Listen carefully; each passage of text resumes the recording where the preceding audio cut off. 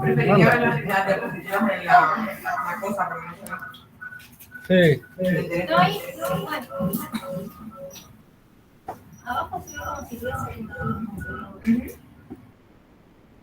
Arriba será bastante bien. Bueno, me corro ya. Únanse desde su teléfono y así pueden leer. Acá yo no puedo. Bueno. Es más mejor. Hola, buenas tardes a todos. ¿Cómo van? Vamos a dar el día de hoy lo que es el manejo de la primera convulsión. ¿Sí? En sí, ¿por qué vamos a dar esto? ¿Por qué deberíamos hablar de una primera convulsión? Porque es un evento que es muy frecuente, ¿sí? 150.000 adultos la presentan cada año y afecta del 8 al 10% de la población a lo largo de su vida, ¿sí? Las convulsiones son el 1 al 2% de las visitas al servicio de urgencia y en lo que nos compete a nosotros es un reto clínico para el médico que se ve enfrentado a una serie de preguntas, tanto diagnósticas como terapéuticas, y que debe resolver para este paciente en particular, ¿sí? Aquí les pongo más o menos unas preguntas de las que nos vamos a plantear y vamos a tratar de resolverlas, ¿sí? Son 9 preguntas. ¿Fue realmente una convulsión? ¿Cuáles serían los diagnósticos diferenciales a tener en cuenta? ¿Es una crisis provocada o no provocada? Que vamos a ver cómo se categoriza. Y si es no provocada, ¿es realmente la primera? ¿Cuáles son los riesgos de recurrencia en este paciente en especial? ¿Cuáles ayudas diagnósticas nos van a ayudar? Y de ser una crisis no provocada, estaría indicado el inicio de tratamiento anticonvulsivante y cuál medicamento administrar y por cuánto tiempo. ¿Qué otras recomendaciones es necesario hacer? Y más o menos qué actividades estarían restringidas para los pacientes que... bueno, aquí algo de las definiciones. Esta es una definición un poco antigua, del 2006, de la Liga Internacional contra la Epilepsia, que definía una crisis como convulsiva o no convulsiva a la aparición transitoria de signos o síntomas cerebrales que se presentan por una descarga neuronal anormal.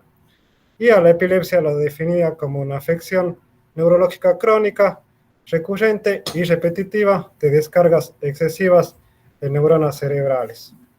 Y ahora sabemos que esto se actualizó y desde el 2014 nos da una nueva definición tanto de lo que es de crisis como de epilepsia. Epilepsia está conocida como 2 o más convulsiones no provocadas o reflejas con más de 24 horas de diferencia entre las dos, y una convulsión no provocada o refleja con probabilidad de recurrencia de al menos del 60%. Y también un diagnóstico de un síndrome convulsivo, eso se conoce como epilepsias. Y una nueva definición de una crisis es un cambio repentino en el comportamiento causado por la hipersincronización eléctrica de las redes neuronales en la corteza.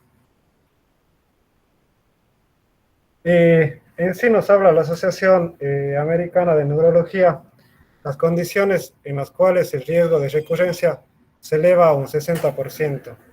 Si tenemos un paciente con una lesión cortical antigua, si tenemos un electroencefalograma con una superficie que se evidencia alteraciones epileptiformes, una imagen cerebral con una anormalidad cortical que va a ser mucho más susceptible de causar una crisis.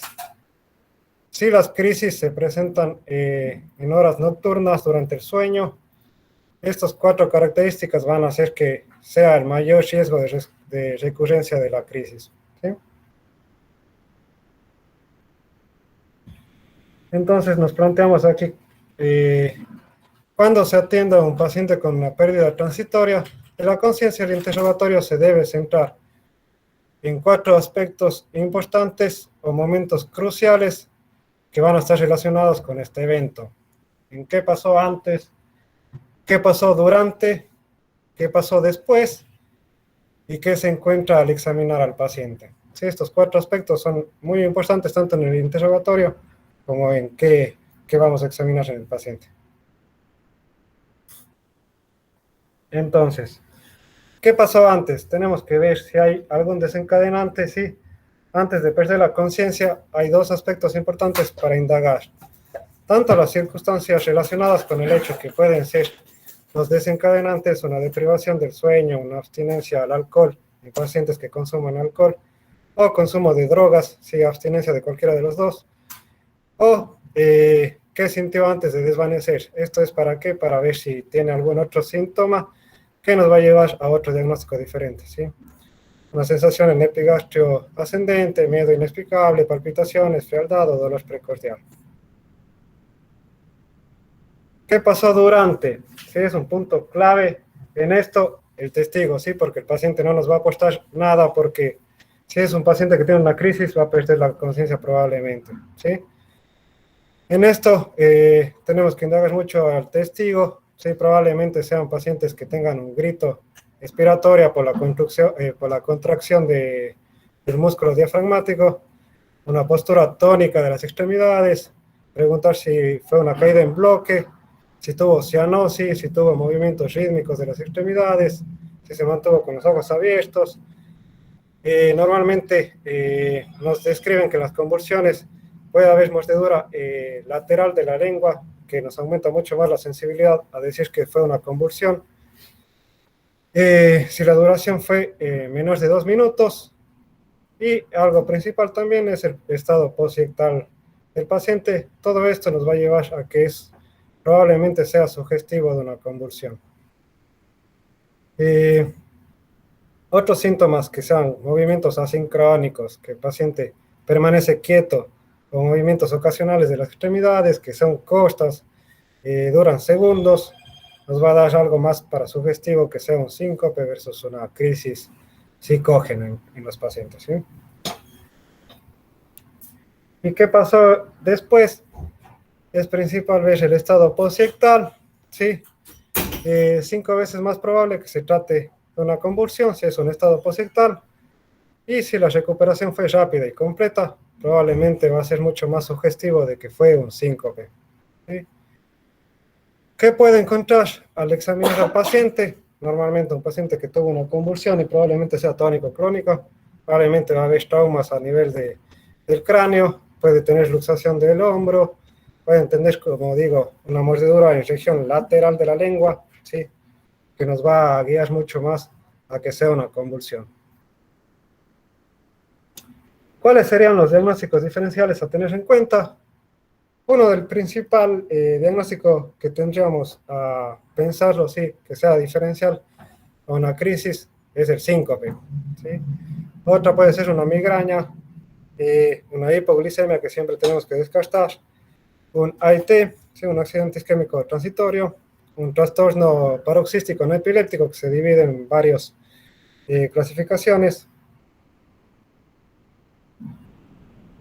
Otra pregunta es una crisis provocada o una crisis realmente no provocada? ¿Sí? Se clasifica normalmente en estos pacientes en una crisis provocada y no provocada. La provocada, ¿qué va a ser? Probablemente puede ser pacientes que tengan un trastorno a nivel metabólico, electrolítico, o tengan una lesión vascular. A amplios rasgos les voy diciendo.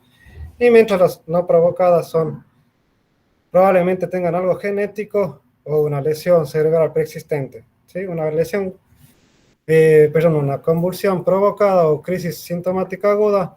Normalmente el 50% de las crisis son sintomáticas agudas, aquellas asociadas a condiciones sistémicas o lesiones cerebrales agudas.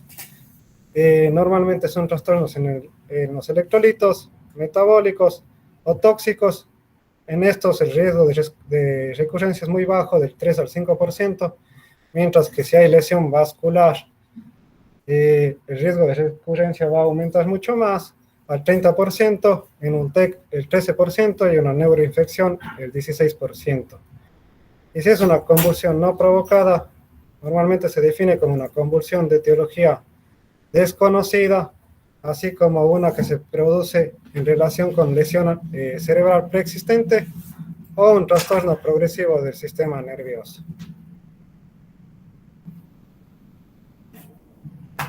Entonces, hablamos de cuál es el riesgo de recurrencia en los pacientes con un riesgo especial. De acuerdo a la Asociación Americana de Neurología, 1 de cada 10 pacientes adultos tendrán una crisis en su vida, y entre el 25 y 45% de las personas tendrán una recurrencia a volver a convulsionar. ¿Sí? La gran mayoría de estas recurrencias, el 36%, van a aparecer en los 2 primeros años. ¿Sí? ¿Cómo saber si un paciente tiene un alto riesgo de recurrencia? Normalmente nos hablaba de estos 3 características, puntos que son un hallazgo anormal en el electroencefalograma, un paciente que tenga una causa sintomática remota, que puede ser un tumor, un ACV, o un examen neurológico anormal. ¿Sí? Mientras que el riesgo de recurrencia sea mayor del 60%, en la guía americana de neurología en el 2015 nos hablaba de estos 4 puntos principales, que podría ser una lesión cerebral previa, un electroencefalograma igualmente con anormalidades, una neuroimagen que encontremos que sea anormal, o que la crisis, como decíamos antes, que sea una crisis nocturna. El riesgo de recurrencia va a aumentar mucho más y puede ser mayor al 60% en estos casos.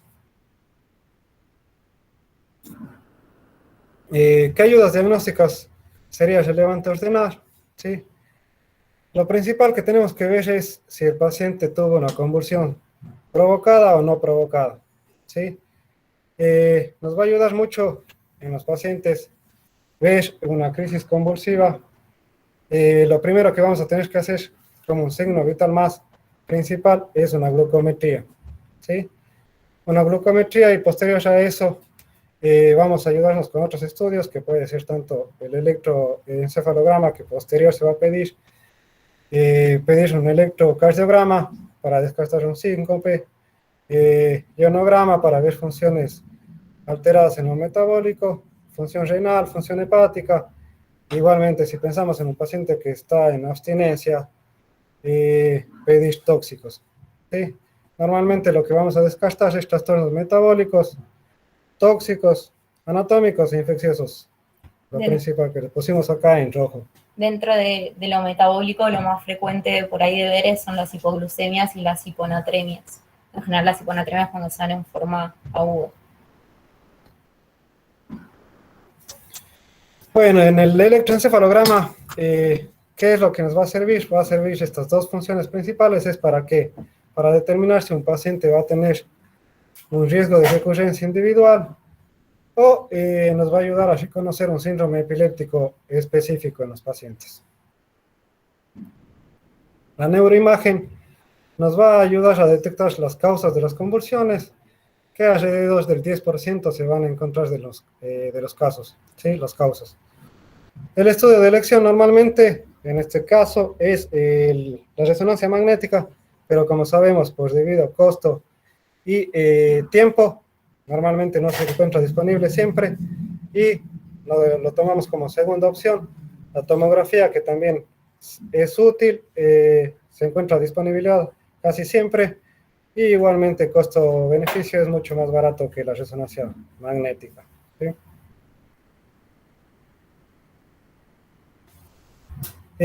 Normalmente, ¿qué factores nos obligan a realizar urgente una neuroimagen?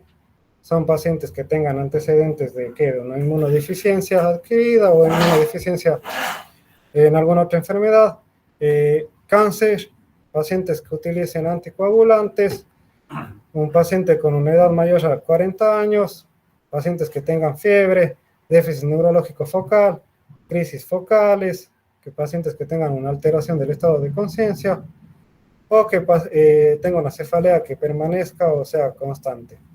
¿Sí? Normalmente a esos pacientes deberíamos de pedir una neuroimagen y que sea obligada, ¿sí? Que sea urgente. De ser una primera convulsión no provocada, es indicativo de iniciar un tratamiento anticonvulsivante. ¿Sí? Se dice que el riesgo de una tercera convulsión, el riesgo es 32% a los 3 meses, 41% a los 6 meses, 57% a los 12 meses, y un riesgo de un 73% a los 4 años. ¿Sí? Normalmente se va a dar un tratamiento cuando los pacientes tengan 2 o más crisis, principalmente hayan ocurrido en un tiempo corto de 6 a 12 meses, Normalmente ahí se va a comenzar el tratamiento anticonvulsivante. En pacientes que tengan una sola convulsión, lo que vamos a caracterizar es, primero ver si tiene alguna alteración metabólica, tiene una hipoglicemia, corregir primero esto y probablemente los pacientes, después de corregir esto, tengan una baja probabilidad de volver a hacer una crisis convulsiva. Más o menos, o sea, creo que lo que quería decir es que cuando tenés un paciente con una crisis convulsiva provocada, el tratamiento anticonvulsivante no es necesario. Lo que hay que hacer es resolver la causa que está provocando la convulsión. En algunos casos se puede iniciar tratamiento anticonvulsivante, pero es en un mientras tanto se resuelve la causa. Y en general son tratamientos anticonvulsivantes cortos, no es que lo va a tener para toda la vida, digamos. Bueno, y aquí, bueno, la guía académica americana de la neurología y la Sociedad Americana de la Epilepsia nos indica que das un tratamiento inmediato con fármacos antiepilépticos versus ningún tratamiento tiene un riesgo, tiene una reducción absoluta del riesgo de recurrencia de las crisis del 35% dentro de los siguientes 2 años, pero dar el tratamiento inmediato con fármacos antiepilépticos no mejora la calidad de vida, y dar un tratamiento inmediato en una primera crisis no provocada, es poco probable que mejore la posibilidad de alcanzar una remisión sostenida a largo plazo, ¿sí? Más de 3 años probablemente. Normalmente aquí les pongo más o menos un cuadro de qué tratamiento optaríamos, dependiendo si es una paciente que tenga crisis focal o crisis generalizada. Normalmente si crisis focal vamos a ver un paciente que se escoja primeramente una carbamazepina o topiramato, mientras que los pacientes que tengan una crisis generalizada, probablemente a primera instancia vamos a escoger lo que sería levetiracetam o ácido valproico. En sí, en conclusiones, lo que vamos a llevar es que el primer paso en la evaluación de una crisis es determinar si realmente lo es o no lo es, ¿sí? Determinar si es una crisis provocada o no provocada, ¿sí?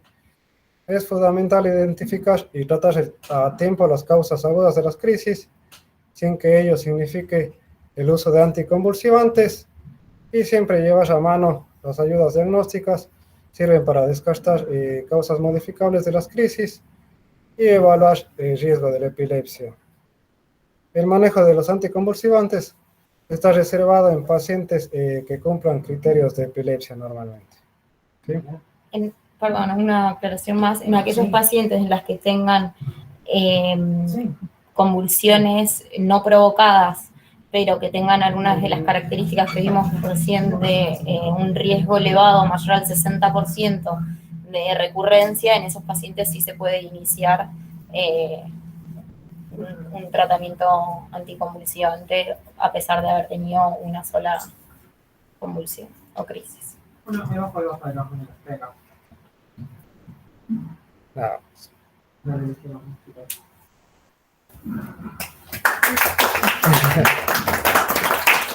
ver si tienen alguna duda.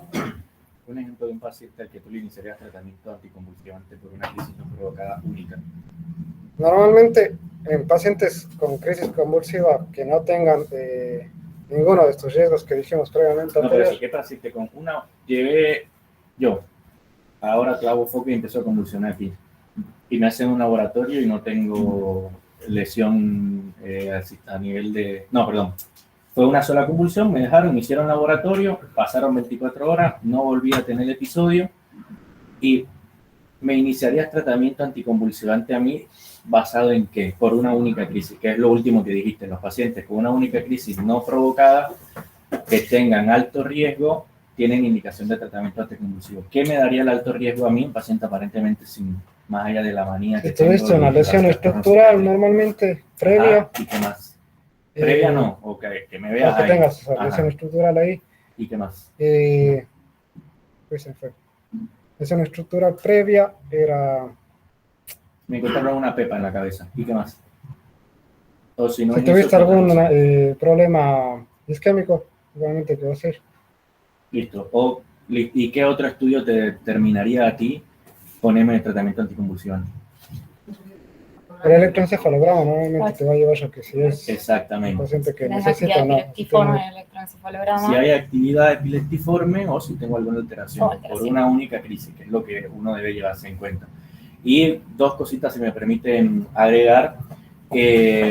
Sabemos que la clasificación de las convulsiones son generalizadas o focales, ¿ya? Semiológicamente uno podría más o menos tener ciertos, en la anamnesia, con lo que uno encuentra en el paciente, ciertas características que te lleven hacia uno o hacia otro, porque si bien de pronto entiendo que el caso no era profundizar en el tratamiento, nosotros como médicos clínicos, cae hoy en la tarde un paciente con un episodio convulsivo de ayer y hoy en la posta a nosotros nos hace otro episodio convulsivo y pasaron más de 24 horas y ya Flavia no está, Belén tampoco y Andrea dice que ya está en clínica y que ya no va a ver ese paciente porque no es neuróloga todavía. Tenemos la obligación nosotros de iniciar el tratamiento antibiótico por lo menos en el mientras tanto, ya tú lo dijiste, que podría disminuir eso. Entonces yo tengo que fijarme si esa crisis, por lo menos entre que le hacen el electroencefalo, que nosotros no lo vamos a tener habitualmente rápido, porque lo ideal es que el electroencefalograma se haga en las primeras 24 horas, ya la tomo no va a tener nada y no va a tener ninguna alteración. Yo tengo que definir si el paciente tiene una crisis generalizada o si tiene una crisis focal. Hay un medicamento que me sirve para las dos, ¿ya? Pero si nosotros podríamos o debemos tener el conocimiento de cuáles también otros puede usar, ¿ya? Crisis generalizada. Pacientes con convulsiones tónico-clónicas habitualmente se generan en las horas de la mañana. La gente se despierta y clava el foco de la convulsión. ¿Ya? Tienen, si al examen físico vamos a encontrar el trastorno de la mordeduras en la lengua y son de recuperación lenta o de un expogistal lento. Las crisis focales, además de que, bueno, solamente a una extremidad o una leve alteración del estado de la conciencia, y en la anamnesis, cuando uno habla con el paciente o con el familiar, a veces es habitual encontrar que tiene episodios de ausencia o que alguna mioclonía de vez en cuando. Uno le pregunta, ¿y el brazo le brincaba o algo? Doctor sabe que sí, que a veces le brincaban las manos, o yo le hablaba y se quedaba elevado. Así uno se enfoca a una crisis generalizada. Obviamente lo que nos lo va a definir más que todo es el electroencefalograma y la resonancia que vamos a tener, ¿ya? Pero como digo, entre que se le hace el electroencefalo el viernes con fin de semana largo, lunes y martes, y la reso está, pero no lo vamos a saber, nosotros estamos obligados a darle tratamiento a ese paciente. Las crisis focales son las que aparecen con episodios de aura, que sienten alfofenos o que sienten plenitud gástrica, que empiezan de pronto a sentir que tiemblan las manos. Eso sugiere más que todo que el paciente tenga una crisis focal. ¿Qué le doy? Crisis generalizada, la indicación es ácido valproico, pero la otra opción es el levetiracetam. ¿Y el levetiracetam a quién se lo doy? A todas tus compañeras, a las mujeres en edad fértil que puedan estar parcialmente en un embarazo o que uno no sabe si está embarazado o no, uno prefiere el levetiracetam. Y la crisis focal se le da el tratamiento de primera línea es la lamotrigina. Opción, levetiracetam. Ahí me la fácil y si no sé si uno si la otra, levetiracetam para todos, ¿ya? Pero por lo menos si el paciente nos llega y nos dice, fíjese que el electroencefalo le da que solamente es una crisis a nivel frontal y que no tiene nada en la tomografía, no sé qué, y bueno, la lamotrigina yo lo puedo mandar, un medicamento de pronto con un poco más de seguridad, menos eventos adversos, capaz que un poco de menos interacciones, ya en estos pacientes, porque a veces los pacientes que están con episodios convulsivos, si son ancianos, van a ser ancianos que van a tener todocilina, todocilina antibiótico, toda una batería de medicamentos que se pueden interactuar. ¿Ya? Y no, creo que nada más. Muy bien. Recordar siempre realmente consultarle al paciente si no tuvo un episodio similar antes, porque a veces estamos viendo que es tratando como si fuese una primera convulsión, no es lo mismo, ya vimos que una... Claro, sobre todo en lo que eligiendo de la recurrencia entre los 6 meses y 12 meses. Exacto. Ahí ya está, listo, chao. Fue una primera no provocada y otra lo tratamos. Y también es muy raro, pero por lo menos lo describen, que uno tiene que buscarle algunas lesiones a los pacientes, porque pueden ser episodios conversivos, o esas epilepsias refractarias que uno dice, le pongo todo y no mejora, a veces también son episodios conversivos. ¿Cómo es que se llama el que teníamos nosotros acá? que terminó falleciendo. Aquino. ¿Ya? Le poníamos, creo que una vez dijeron que murió, no me acuerdo. Ese paciente y te clavó de libro, como dice pirogenemia de libro, que una vez leí, aquí convulsión de libro, ¿ya? Y lo intubamos 60 veces más o menos, ¿ya? Se llevó 3 kilos de lorazepam ese paciente entre cada guardia. Chico de 18 años. Sí, y te hacía los episodios y le daban con todo y no mejoraba nada.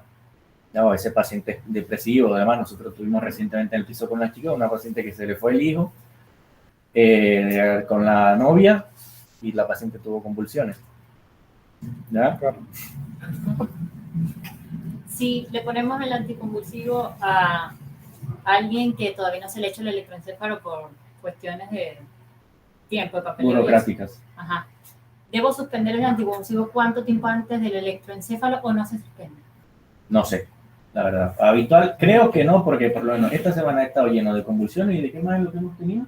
Y fracturas de cadera. Ahora la próxima semana es la de las ascitis, porque ya tenemos uno y otro asignado. Y lo fueron a ver los neurólogos y nos dijeron suspenderlo. Claro. Porque de hecho dijeron que continúe con el tratamiento, ellos ponen la sigla AED, el AE, algo así, que continúe con el tratamiento, el DAE, y esperemos el resultado del ¿cómo es que se llama? Del electroencefalograma. Si se suspende, la verdad no sé. Y por estos pacientes... por ahí Nunca escuché que... Por ahí La con el verdad no. anticonvulsivo capaz no hay... Sí, o sea, si O sea, aparece, igual. basta, porque lo que pasa es que lo ideal es que tú lo hagas en las primeras 24 Claro. horas, ¿ya? Porque ahí es donde más actividad va a haber. Y ahí depende del paciente, porque si es un paciente que ya tiene varios antecedentes y demás, que ya tomó anticonvulsivantes, muy seguramente, si tú, por más que continúes con la dosis, convulsiones porque necesita más dosis. Cambia un paciente como que estábamos La planteando, primera vez, que no tiene antecedentes de importancia, que no tiene daño estructural, ¿por qué le vamos a iniciar manejo anticonvulsivo ante este paciente? Si vamos a lo que vamos a hacer es poder no ver nada del electroencefalograma y medicar a un paciente que en realidad de pronto no necesite más tratamiento como tal. Ahí toca valorar y depende de cada paciente que tú tengas, el contexto que tú tengas el paciente. Y cambia lógicamente si tu paciente lo tiene o no lo tiene con tratamiento, porque el tratamiento hace que el paciente la convulsione. Si tú no ves las ondas anticonvulsivas en el electro, entonces como que nunca vas a poder saber si el paciente convulsiona. Es diferente el que viene ya tomando y que está convulsionando, que capaz o porque no la toma, o porque no toma el umbral, o porque necesita más dosis, que al paciente que en realidad apenas está comenzando y que toca estudiarlo desde cero para que no. Igual nosotros no vamos a empezar con 3 gramos de levetiracetam ni con 4, Sí, vamos a empezar con dosis baja. Y chicos, siempre ante la duda, no lo inventé yo, lo acaba de decir el maestro Jonah, se trata, si bien después cuando lo descartas no pasó nada, pero si lo tratas y tiene epilepsia el paciente te va a servir. ¿No? O el que el mensaje no sea la primera convulsión, trato, no.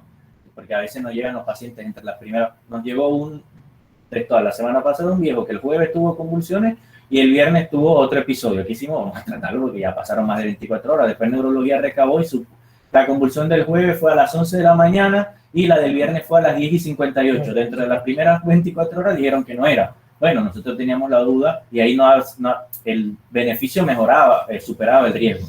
Lo tratamos, hicimos el electroencéfalo, no dio nada, la resonancia no dio nada, se suspende y ya. Pero uno empezó con dosis baja. Crisis provocadas de alto riesgo. Única crisis que tiene una masa en el cerebro, se trata, depende también de la ubicación, cortical, bla, bla, bla. O única crisis, si nadie nos repite, lo espero. ¿Ya? O única crisis provocada y tú, lo que sea, se pasó de droga, si tomaba droga o alcohólico o no sé qué, lo espero. Pero si mi duda es que el paciente tiene alto riesgo, lo trato. Después veo cuando me salgan los demás estudios si lo dejo o no. Igual eso no lo definimos nosotros, lo define Neuro, pero nuestra opción, por lo menos, como digo siempre, es empoderar la residencia, el médico e indicar el tratamiento que estamos obligados a hacer. Dentro del trabajo, Andrea. Sí. Sí, depende cómo se mueve. Bueno, maestro Yana, muy bien. Bueno, Lindorita, una felicitarte nada más. Si hay un paciente que llega por una primera convulsión y no le encuentro nada en el laboratorio y le hago una tomografía y no tiene nada, digamos, no es necesario tampoco No está internarlo bien. para hacer No. el electroencefalograma, Las lo tomamos vías base y que sí. se siga. Se puede seguir por ambulatorio.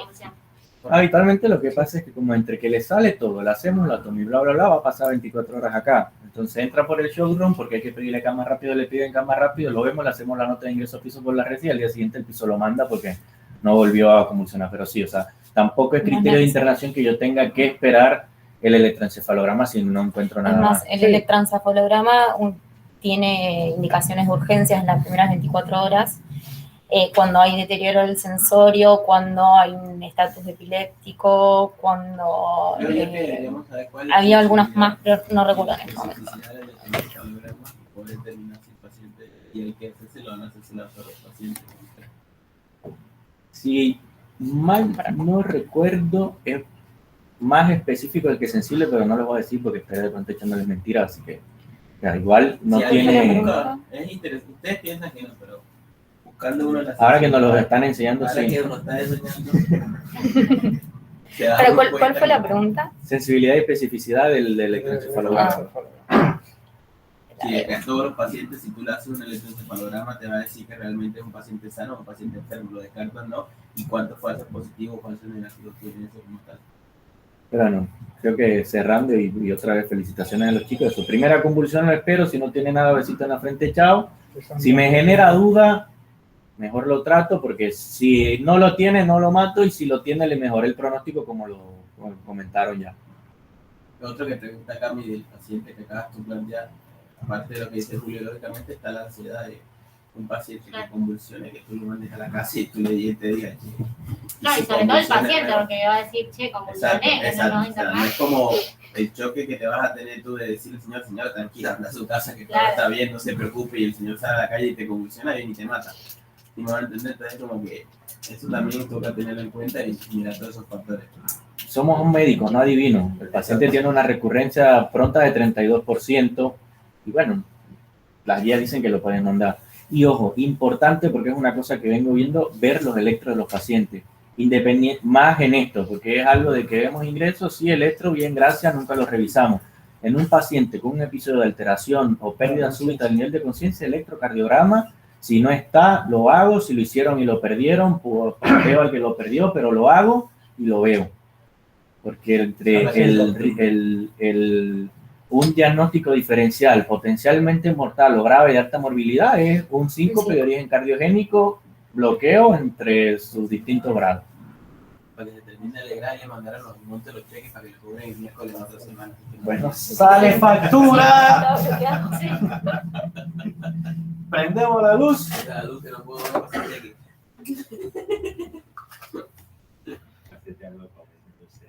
Y bueno, No vi. Estaba haciendo la factura. Porque si hay alguien más pobre acá adentro. Bueno, muy bien. Vale.